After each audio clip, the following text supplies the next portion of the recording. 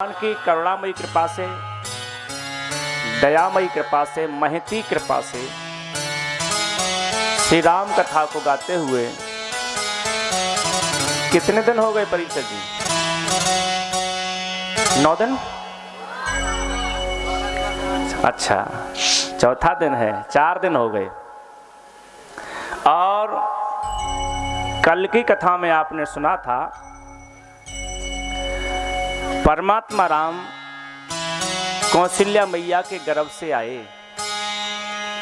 कई बार विद्वान कहते हैं कि परमात्मा गर्भ में कैसे आ सकता है? भगवान जन्म और मरण दोनों से ही रहित है, भगवान गर्भ में कैसे आ सकता है?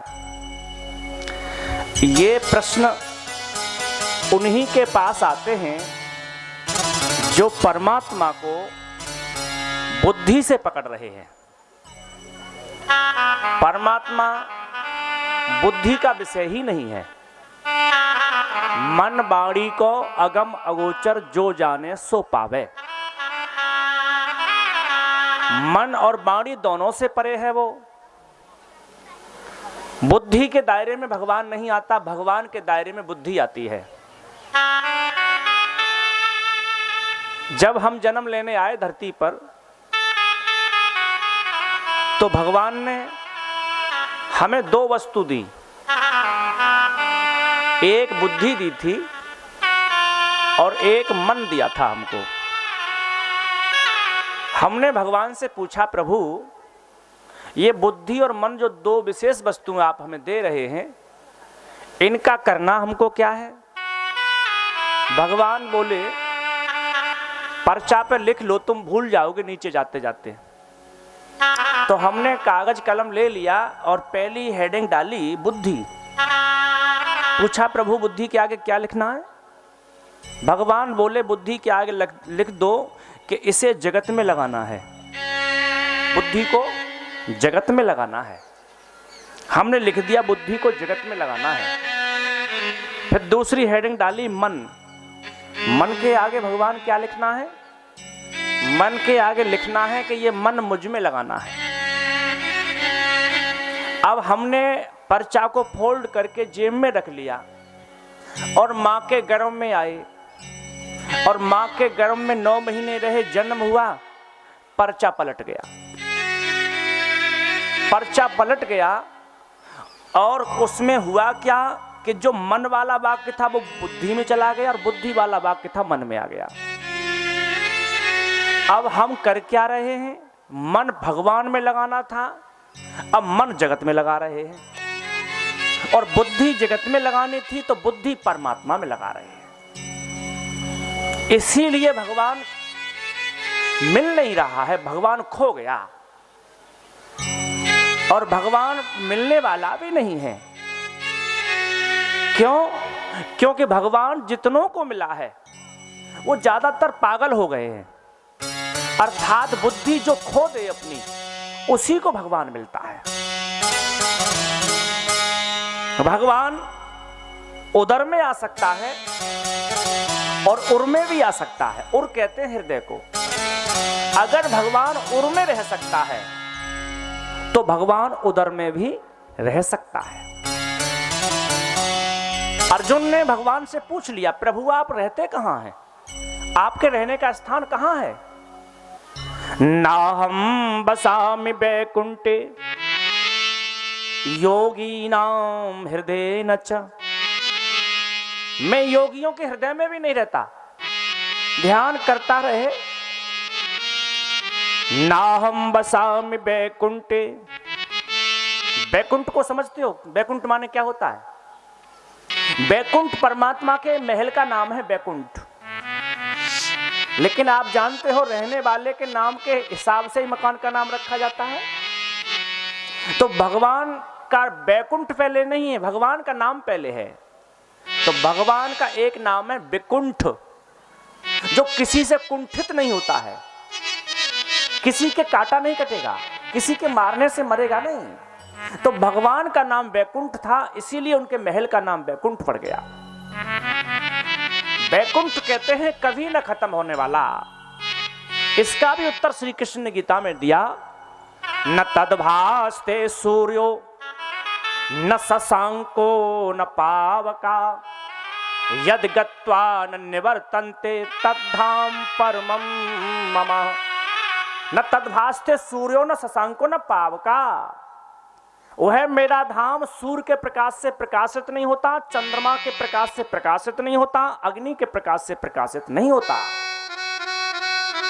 वह मेरा धाम है, वह स्वयं ही प्रकाशित है। और उस धाम में जाने का परिणाम क्या है? यद गत्वा न निवर्तन्ते तद्धाम परमं मम। उसमें जाने के बाद वापसी नहीं होती है कभी भी जीव की। एक बार धाम मिल जाए, गोलोक मिल जाए, साकेत मिल जाए, बैकुंठ मिल जाए, क्षीर मिल जाए, शिवलोक मिल जाए, फिर दोबारा लौट करके आना नहीं पड़ता है।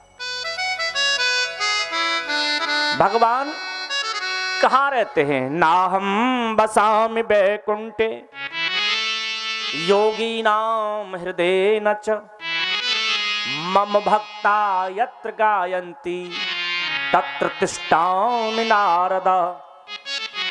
भगवान कहते हैं, नारद, जहां मेरे भक्त भाव के साथ डूब करके मेरे नाम का उच्चारण करते हैं, मैं वहां निवास कर जाता हूं। भगवान वही रहता है जहां भाव के साथ उनका गीत गाया जाता है। भगवान वही रहते हैं जहां भाव के साथ में भजन किया जाता है। अब भाव कहां आता है? भाव इसमें कभी आता ही नहीं है। भाव तो हमेशा यहां आएगा। प्रधान जी आ गए कि चले गए? कमालपुर वाले हाँ आ तो गए हैं, अभी कमरे में थे। ठीक है, हम कुछ बोल रहे हैं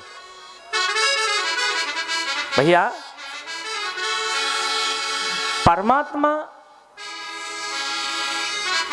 जहां भाव होता है वहां रहता है, और भाव बुद्धि में कभी रह नहीं सकता। हम बात कह रहे हैं कि एक चौपाई का अर्थ, किसी भी चौपाई को, मानस की चौपाई कोई भी ले लीजिए आप, उस चौपाई का अर्थ अगर हम 20 करेंगे तो किसी भी यूनिवर्सिटी का प्रोफेसर, जो हिंदी का प्रोफेसर हो, वो मेरे अर्थों से कई ज्यादा अच्छे अर्थ कर देगा, निश्चित करके व्यासपीठ से मैं कह रहा हूं। हम किसी भी चौपाई का अर्थ करेंगे, उसका कई गुना, यूनिवर्सिटी का प्रोफेसर, हिंदी साहित्य का प्रोफेसर हो तो वो कई गुना अच्छा कर देगा। लेकिन फिर उसमें और हम में अंतर क्या है? वो अर्थ तो अच्छे कर देगा, लेकिन भाव कहां से लाएगा? क्योंकि अर्थ जहां से निकलेगा वो यहां से निकलेगा। वो अर्थ अच्छे करेगा और हम भावार्थ अच्छा करेंगे। वो यूनिवर्सिटी का प्रोफेसर पिताजी की वाक्य बोल सकता है, पिता का भाव बोल सकता है, लेकिन मां का भाव नहीं बोल पाएगा। और जो मां का भाव बोलना सीख ले, उसी को साधु कहते हैं।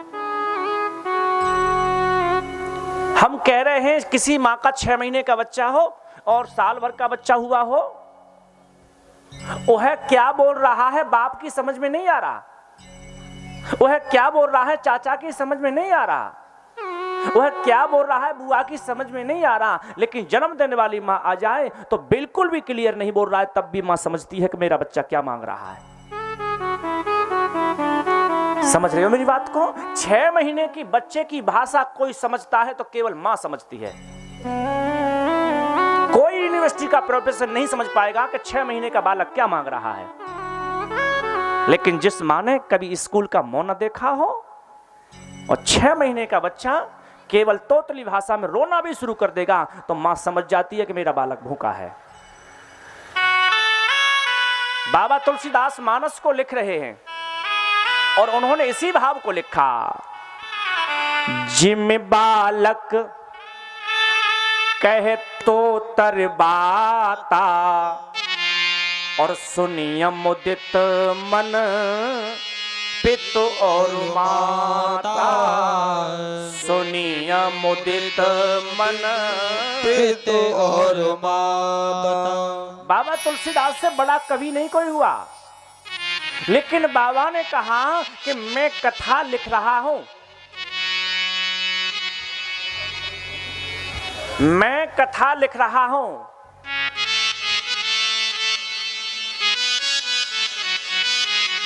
इतने मिठाई के डिब्बा आएंगे तो कथा से ज्यादा लार आएगी। बहुत अच्छा लगे, मिठाई के डिब्बा देख के बहुत अच्छा लगे। हाँ, तो कैमरा में तो दिखाई रहे, जिससे और कराने वाले भी समझ जाने कि डिब्बा अच्छे लगे। और डिब्बा के साथ में ये भी दिखा दे कैमरा में। कहाँ चले गए वो? गायब हो गए। ये तो ज्यादा ही अच्छे लगे।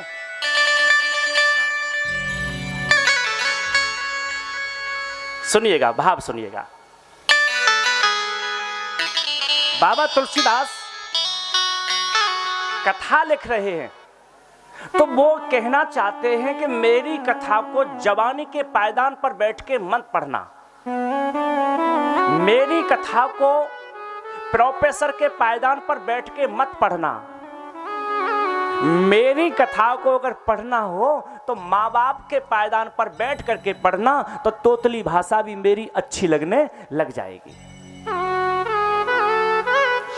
अर्जुन पूछ रहे हैं श्री कृष्ण भगवान को, प्रभु आप रहते कहां हैं, हमको भी तो बताओ। तब भगवान गीता में कहते हैं, अर्जुन ईश्वरः सर्वभूतानां, मैं ईश्वर सभी भूतों में निवास करता हूं। ईश्वरः सर्वभूतानां हृदय से अर्जुन तिष्ठति। यद्यपि मैं सारे जगत में व्यापक हूं, लेकिन एक उंगली रखने वाली जगह पूछना चाहते हो तो फिर मैं हृदय में रहता हूं। मेरा निवास स्थान हृदय है। चौपाई आपने पढ़ी होगी, गाइएगा। मंगल भवन अमंगल हारी, मंगल भवन अमंगल हारी, मंगल भवन अमंगल हारी, मंगल भवन अमंगल हारी, मंगल भवन अमंगल हारी। जब होत दशरथ अजरा बिहारी, जब होत दशरथ अजरा बिहारी। अब ये चौपाई का हृदय से क्या लेना देना? आप कह रहे होंगे इसमें हृदय कहां आया? इसमें एक शब्द आता है द्रवं। द्रवित माने पिघल जाना, बरस जाओ मेरे ऊपर। मुझे सुनना नहीं है, मुझे पीना है तुमको। और द्रवित व्यक्ति वही होता है जिसका हृदय विशाल होता है, जिसके हृदय में, जिसके शरीर में दिल होता है, हृदय होता है, वही द्रवित होता है। पाषाण कभी द्रवित नहीं हुआ करते हैं। इसीलिए परमात्मा कहते हैं कि मेरे नाम के जपने वाले के हृदय में हमेशा रहता हूं। अच्छा, प्रैक्टिकल करना, जितने लोग बैठे हैं, सांस लो और राम बोलो, साथ साथ करो दोनों काम। अभी करो, तुरंत करो। सांस अंदर खींचो और राम बोलो। आप बोल नहीं पाएंगे, प्रधान जी नहीं बोल पाओगे, दोनों काम नहीं कर सकते आप। आप सांस खींचिए अंदर और राम बोलिए।